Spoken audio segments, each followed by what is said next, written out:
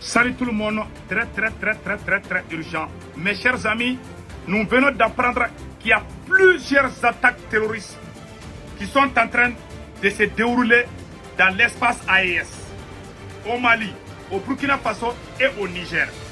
Donc, un plan de déstabilisation, de sabotage de l'avancement de l'Alliance des États du Sahel. Un plan de déstabilisation contre les trois pays, le Mali, le Burkina Faso et le Niger. Voilà ce qui se passe. Je vais commencer par le Mali. Selon plusieurs sources locales, dans la nuit du dimanche au lundi, des groupes terroristes lourdement armés et en moto ont été aperçus dans plusieurs localités du cercle de Osso-Bidiaga, région de Kaï. Selon les mêmes sources, les terroristes auraient brûlé plusieurs villages, hameaux, se trouvant sur leur passage, dépouillé des villageois et emporté des bétails. Nous y reviendrons avec des détails. Au Burkina Faso, on a entendu qu'il y a 60 et quelques civils ont été exécutés. J'ai vu la vidéo aussi. Je vous dis, quand on a affaire avec ces Occidentaux, c'est pas facile. Restons vigilants, restons derrière nos autorités, restons unis car c'est l'union qui fait la force. Ça, c'est au côté du Mali. Maintenant, voilà ce qui se passe.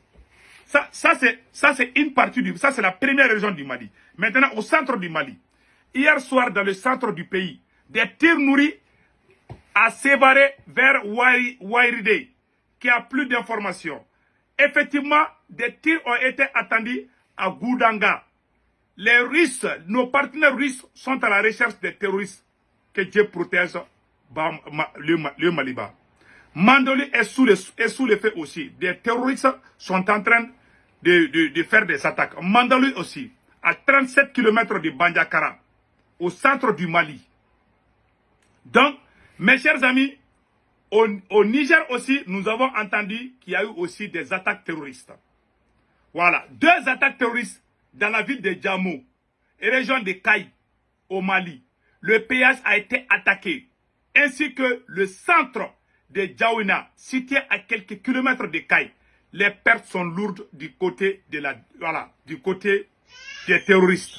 Voilà, mes chers amis, vraiment, nous avons appris, il y a des choses qu'on ne peut pas dire, mais malheureusement, les terroristes sont en train de tuer beaucoup de gens.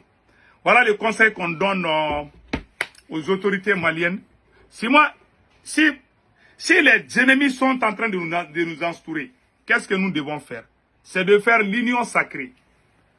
À chaque fois qu'il y a des petits problèmes entre nous-mêmes, au même moment, les attaques terroristes augmentent.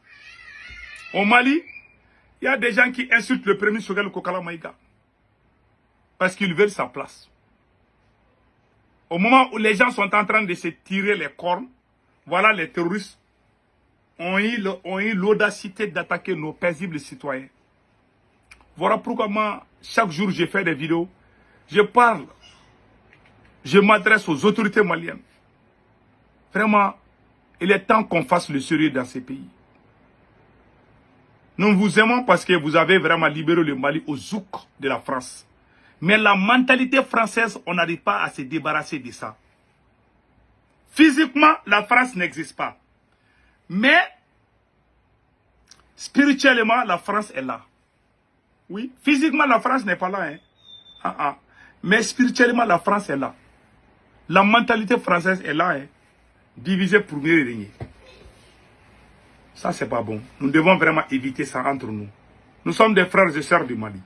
Voilà aussi ce qui se passe comment on appelle là. Ce qui se passe au Niger. Voilà. Au Burkina Faso, il y a 170. Bon, ce sont les médias français qui disent des choses. Bon, je ne crois pas. D'après les médias français, que 170 personnes ont été tuées, exécutées par les terroristes, je ne sais pas. En tout cas, ce n'est pas l'armée burkinabé. L'armée burkinabé est une armée républicaine. Donc, ils veulent vraiment saboter l'avancement de nos... Vous voyez, aujourd'hui, nous sommes sur le point de créer notre propre monnaie. Aujourd'hui, nous avons quitté la CEDEAO. Aujourd'hui, nous avons quitté, comment on appelle là, l'accord d'Alger. Donc, nous ne sommes plus dans la CEDEAO. Voilà maintenant les attaques terroristes se multiplient dans ces derniers jours. Voilà ce qui s'est passé au Niger aussi. Ça s'est passé hier dimanche. Hier dimanche, vers le soir, les camions citernes auraient été brûlés par les terroristes dans le département de Aérou, au Niger, non loin du poste frontier de l'Abezanga. Des morts et des blessés civils ont été également signalés. Qu'Allah assiste et nous protège. Amin. Voilà la deuxième source dit ici. Voilà, il faut qu'on lit tout. Ça, c'est la première source. Voilà ce que la deuxième source dit. Flash info.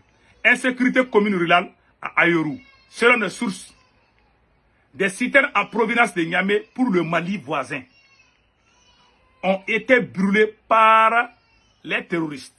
C'était, voilà. Cet incident s'est déroulé entre Congo-Tiré et Koutougou à 35 km de la ville de Ayoru. Bilan, 6 citernes brûlées. Ils ont brûlé 6 citernes. 6 personnes mortes et 1 blessé. Donc, les FDS du Niger sont en train de faire les poursuites, d'après ces informations. C'est un système de déstabilisation. Un système de déstabilisation contre nous.